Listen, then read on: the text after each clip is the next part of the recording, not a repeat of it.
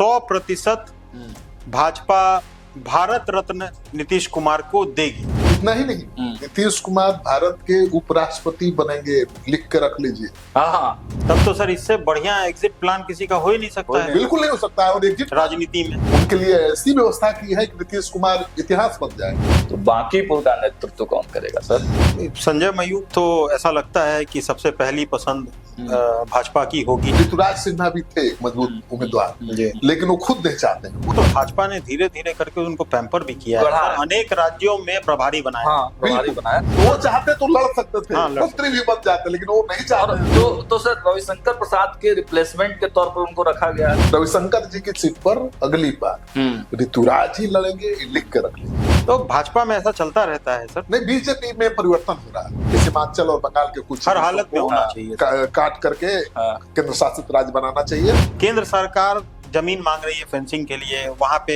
Army depute करने के लिए जगह मांग रही है, वो मिल नहीं रहा है। जब केंद्र के अधीन रहेगा तो उस पे कंट्रोल आएगा। तो अमित शाह की तैयारी है। तो ये SIR का जो मुद्दा चल रहा है सर, ये इसकी नौबती कभी नहीं है। नौबती नहीं आई। बिल्कुल। सो आप तमाम दर्शकों का बहुत बहुत स्वागत है। खबरें विद न्यूज हाट देख रहे हैं आप। मैं हूं सागर और मेरे साथ मौजूद है न्यूज हाट के editor in chief Amit Kumar Agarwal sir और दूसरी तरफ सिटी पोस्ट लाइव के editor in chief Shrikant Pratyush sir. आज न्यूज हाट के इस कार्यक्रम में दो वरिष्ठ पत्रकार हैं। इन लोगों से हम लोग विशेष चर्चा करेंगे और आज बात करेंगे भाजपा की आखिर भाजपा का क्या प्लान है, नीतीश कुमार के लिए क्या प्लान बनाकर रखी है, निशांत के लिए क्या कुछ प्लान है भाजपा का। सर क्या लग रहा है, क्योंकि इतना बड़ा उथल पथल हुआ, इतनी बड़ी सियासत हुई, आरोप लगाए गए भाजपा पर, अमित शाह पर, जदयू के कार्यकर्ता खुलकर, आप तो मौजूद थे वहां, खुलकर आरोप लगाया गया, क्या क्या नहीं कहा गया। तो भाजपा भी तो कुछ बैकअप प्लान बना के रखी होगी जिससे कि एक मैसेजिंग ठीक ठाक जाए। निशांत की राजनीति में एंट्री हुई है, इसके पीछे भी बीजेपी का ही योगदान है, जान लीजिए।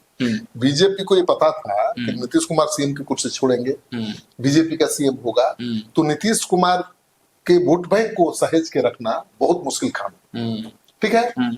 तो जो नाराजगी आपको दिख रही है, कितने नाराज है जेडीयू के लोग कि भाई बीजेपी ने हटा दिया नीतीश कुमार को, तो कहीं ये मैसेज न जाए और उनका वोट बैंक बिखर न जाए।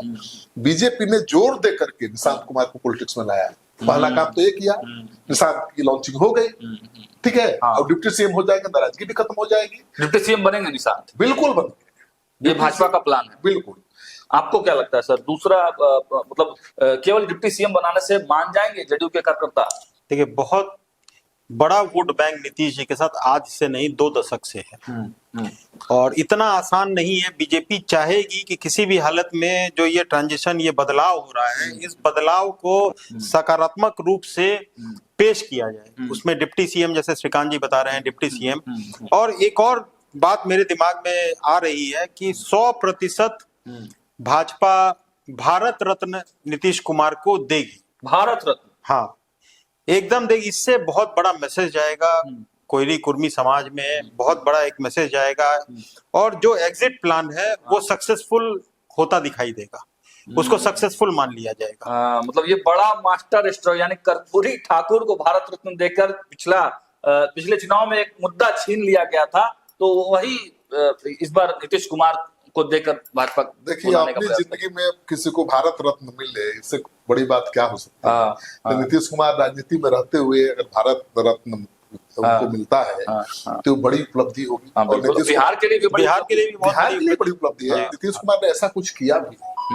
देखिए, हम लोगों ने तो देखा नहीं, पढ़ा है लोहिया जी के बारे में, कर्पूरी जी के बारे में, हमने राजेंद्र प्रसाद जी के बारे में, लेकिन हमने तो नीतीश जी को देखा है करीब से काम करते हुए, और सर डिजर्व भी करते हैं। और वो डिजर्व करते हैं। तो नीतीश कुमार को भारत रत्न तो मिलना ही चाहिए और मिलेगा भी, बीजेपी के प्लान में है। और नीतीश कुमार इतना ही नहीं, नीतीश कुमार भारत के उपराष्ट्रपति बनेंगे, लिख के रख लीजिए। जी हाँ, नीतीश बहुत बड़ी बात बोल रहे हैं। नीतीश कुमार यहाँ सीएम की कुर्सी छोड़ रहे हैं, तो वहाँ उससे बड़ी कुर्सी मोदी जी ने उनके लिए रख दी है, उपराष्ट्रपति अगले देश के हाँ। नीतीश कुमार जी होंगे। तब तो सर इससे बढ़िया एग्जिट प्लान किसी का हो ही नहीं सकता है बिल्कुल नहीं हो सकता है। और एग्जिट राजनीति में। ये हाँ। एग्जिट प्लान बीजेपी ने बनाया है। हाँ। सम्मानजनक बहुत विदाई। सम्मानजनक। नीतीश कुमार को मजबूर नहीं किया है बीजेपी। उनके लिए ऐसी व्यवस्था की है कि नीतीश कुमार इतिहास बन जाएंगे। नहीं, नीतीश कुमार इतिहास है भी, और कद उनका जो है, जो कहा जा रहा है कि भाई विपक्ष की तरफ से लगाया जा रहा है कि भाई मुख्यमंत्री का पद छोड़ के राज्यसभा जा रहे हैं। नहीं, राज्यसभा जा रहे हैं तो देखिएगा जब दूसरा पद मिलेगा तब ना, राष्ट्रपति वाला, तो बड़ा तब बैकअप बिहार प्लान, गर्व करेगा। तो बड़े बैकअप प्लान के साथ ही भारतीय जनता पार्टी कुछ करने जा रही है। भारत रत्न की डिमांड जो है पहले से भी थी, और देखिए हम लोग भी चाहते हैं, न्यूज हाट और सिटी पोस्ट लाइव की संयुक्त रूप से हम लोग भी चाहते हैं भाई कि मुख्यमंत्री नीतीश कुमार को भारत रत्न की उपाधि मिलनी दी जाए। चलिए आगे बढ़ते हैं और चर्चा अब थोड़ा नितिन नवीन की कर लेते हैं। नितिन नवीन की चर्चा इसलिए कि नितिन नवीन तो भाई राष्ट्रीय अध्यक्ष बन गए, राज्यसभा भी चले गए, लेकिन उनकी सीट तो खाली हो गई ना बांकीपुर से। तो बांकीपुर का नेतृत्व कौन करेगा सर? देखिए, बांकीपुर से कई उम्मीदवार हैं जो चुनाव लड़ना चाहते हैं। देखिए, अरुण सिन्हा को नहीं मिला टिकट। उनके बेटे के लिए टिकट चाहते थे, वो खुद चुनाव लड़ना भी नहीं चाहते थे, लेकिन बीजेपी ने नहीं दिया, तो उनका हक बनता है। ठीक है, आशीष सिन्हा का। हाँ, और आशीष सिन्हा अगर बांकीपुर पर लड़ेंगे चुनाव, तो बाद में नितिन नवीन आएंगे जब वापस, तो छोड़ भी देंगे आसानी से। ठीक है ना, बाद में नितिन नवीन वापस भी क्यों नहीं आएंगे? नितिन नवीन बिहार छोड़ देंगे? नहीं छोड़ेंगे भाई। अच्छा, नितिन नवीन बिहार नहीं छोड़ेंगे। वो बिहार के भावी सीएम भी है, अब जान लीजिए। बीजेपी ने ऐसे ही एलिवेट नहीं किया उनको, अभी बहुत कुछ होने वाला है, काहे चिंता कर रहे हैं? नितिन नवीन को बीजेपी ने ऐसे एलिवेट किया है तो पूरी रणनीति के तहत किया है। नितिन नवीन आने वाले दिनों में बिहार में बड़ी भूमिका निभाएंगे। तो ऐसा आदमी को बीजेपी लड़ाएगी जो जब कहे छोड़ दे, सीट खाली कर दे। तो वो हो सकते हैं। दूसरे मजबूत उम्मीदवार हैं संजय मयूख।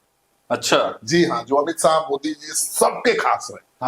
और एमएलसी तो है, लेकिन वो चुनाव लड़ने का मजा कुछ और होता है। वही विधानसभा तो रेस में वो भी आगे हैं। तो दो नाम तो मुझे लगता है कि रेस में आगे। आपको क्या लगता है और कौन कौन से नाम? संजय मयूख तो ऐसा लगता है कि सबसे पहली पसंद भाजपा की होगी, और उनकी चाहत भी है, ऐसा सुनने में आता है कि वो चुनाव लड़ना भी चाहते हैं। और कायस्थ को ही यहाँ से किसी भी हालत में, ये सीट कायस्थ की है और इसको कायस्थ के सीट के रूप में ही मेंटेन किया जाएगा। तो उसमें सबसे प्रमुख संजय मयूख जरूर दिखाई देंगे। देखिए, है क्या कि ऋतुराज सिन्हा भी थे एक मजबूत उम्मीदवार, लेकिन वो खुद नहीं चाहते हैं। वो राष्ट्रीय राजनीति में इतना आनंद उनको आ रहा है और है भी स्मार्ट। और हमने देखा है कि ऋतुराज में गजब का परिवर्तन आया है पिछले 1 साल में। बिल्कुल, उनसे आप बात कर लीजिए तो पहले उतनी मैच्योरिटी नहीं दिखती थी, लेकिन जानकारी तो बहुत है उस आदमी के पास, और इतनी मैच्योरिटी दिखती है, जवाब देने लगता है कि वही ऋतुराज है जो सर। तो भाजपा ने धीरे धीरे करके उनको पैम्पर भी किया है, अनेक राज्यों में प्रभारी बनाया। तो वो चाहते तो लड़ सकते थे, मंत्री भी बन जाते, लेकिन वो नहीं चाहते। भाजपा में सर कम ही नेता होते हैं जो डिसीजन मेकिंग वाली भूमिका में होते हैं। जैसे नित्यानंद राय को देखिए कि चिराग पासवान जब रूठते हैं तब नित्यानंद राय को भेजा जाता है, लेकिन इस पर जो है ऋतुराज सिन्हा भी दिखाई दिए कई जगहों पर, मान मनोबल वाले दौर चला। तो आप लगातार देखिए भाई, ऋतुराज सिन्हा को अहम रोल में भाजपा रख रही है। ऐसा नहीं है कि वो भाजपा उनको दरकिनार या साइडलाइन करके चल रही है। आप कहीं भी देख लें, गुजरात में भी, उधर मेघालय, नागालैंड, कहीं भी आप देख लें तो मेन रोल में हमेशा वो दिखाई और आज से नहीं है वो मेन रोल में। जब आप मोदी जी की टीम में थी, जब आपको पता नहीं था कि क्या कर रहे हैं, तब वो बड़ा काम कर रहे हैं मोदी जी की टीम पर्दे के पीछे। तो सर रविशंकर प्रसाद के रिप्लेसमेंट के तौर पर उनको रखा गया है भाई। अब ऐसा तो बोला नहीं जा सकता है, क्योंकि आप देखिए बीच बीच में भाजपा में आप अक्सर देखा करेंगे कि कोई एक नेता साइडलाइन हो जाता है और जरूरत पे फिर उसको ही उपयोग किया जाता है। अभी आप बीच में भी देखे होंगे कि रविशंकर प्रसाद जब केंद्र से हटे तो उनको साइडलाइन किया गया। उसके बाद कब उनका नाम यहाँ हटा, फिर नाम जुड़ा और यहाँ से वो सांसद बने। कोई संभावना उस समय दिख रही थी कि उनको टिकट मिलेगा और वो शत्रुघ्न सिन्हा वाली सीट से लड़ने वाले हैं? नहीं। तो भाजपा में ऐसा चलता रहता है सर। नहीं, बीजेपी में परिवर्तन हो रहा है, युवाओं पर बीजेपी फोकस कर रही है। अब नहीं मिलेगा उनको मौका, वो राज्यपाल बनेंगे। राज्यपाल बनेंगे रविशंकर प्रसाद। मतलब रिप्लेसमेंट है ऋतुराज बिल्कुल। सिन्हा अरे, पटना साहिब की। नंदकिशोर यादव बन गए कि नहीं राज्यपाल? हाँ, तो सर अश्वनी चौबे को क्यों छोड़ दे रहे हैं? अश्विनी इतनी चौबे- लंबी राजनीति के अश्विनी बाद चौबे- बेचारे अश्विनी चौबे जी ने थोड़ा बगावती तेवर अपना लिया। अगर वो चुपचाप रहते तो उनके लिए राज्यपाल का पद सुरक्षित था, लेकिन वो थोड़ा आक्रामक तेवर वाले नेता है, तल्ख तेवर वाले नेता है, तो वही उनके लिए मुझे लगता है नुकसानदेह साबित हो गया है। रविशंकर जी की सीट पर अगली बार ऋतुराज ही लड़ेंगे, लिख के रख लीजिए। और ऋतुराज काम कर रहे हैं, विषय नहीं, पिछले 5 साल से काम कर रहे हैं पटना लोकसभा। हाँ बिल्कुल, काम तो वो कर रहे। पिछले बार ही उनकी खूब चर्चा थी। हाँ, पिछली बार लग रहा था कि मिल ही जाए। हाँ, मिल ही जाएगा। तमाम 2029 में दिखाई देंगे सर। हाँ, दिखाई देंगे। और देखिए सर ने साफ तौर से कहा है कि भाई बांकीपुर से कौन कौन जो है फेस हो सकते हैं।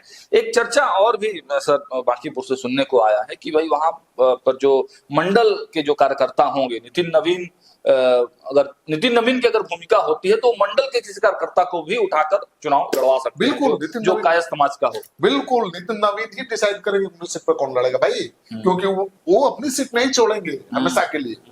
समझ गए ना? हाँ। तो वैसे ही लोगों को लड़ाएंगे जो उनके लिए आसानी से खाली कर दे।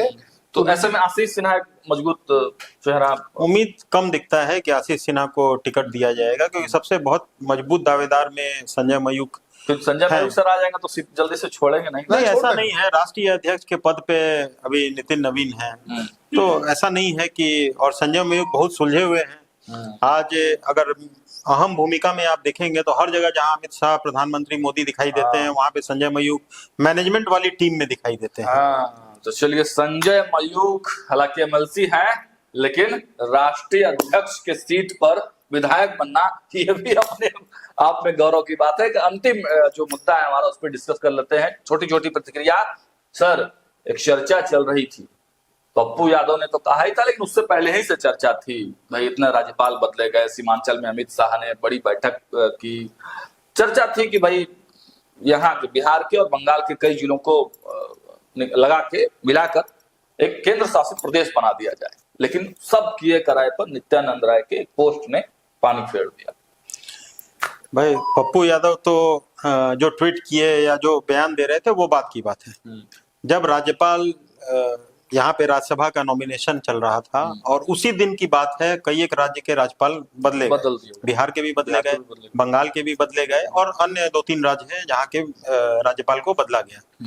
उस समय सबका यही आकलन था कि इतना बदलाव करने का मतलब यही है, जो चर्चा पहले पिछले लोकसभा से ही ये चर्चा हो रही थी कि कुछ सीमावर्ती क्षेत्र जो अन्य देशों से लगता है, उसको काट के केंद्र शासित प्रदेश में बदला जाएगा। जैसे सीमांचल वाला एरिया होगा, सीमांचल के साथ साथ बंगाल का भी कुछ एक एरिया उसमें आता है।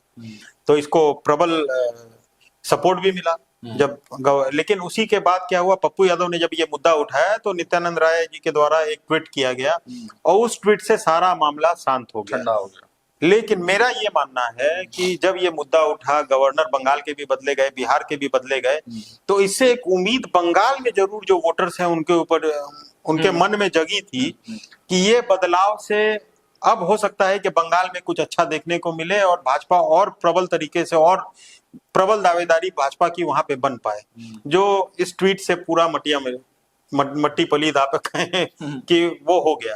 हाँ, जो फायदा मिलने वाला था वो नहीं मिला। और मेरा सर ये भी मानना है कि कोई भी ऐसा प्रदेश हो जिसकी सीमा किसी अंतर्राष्ट्रीय मतलब कोई दूसरे देश से लगती हो, वो हर हालत में केंद्र शासित प्रदेश ही होना चाहिए, केंद्र के अधीन होना चाहिए। हाँ, तो समस्या इसलिए नहीं आएगी सर। बंगाल में आप देखें, बांग्लादेश के साथ घुसपैठिया और इंफिल्ट्रेशन वाला जो समस्या चल रहा है, वो क्यों चल रहा है?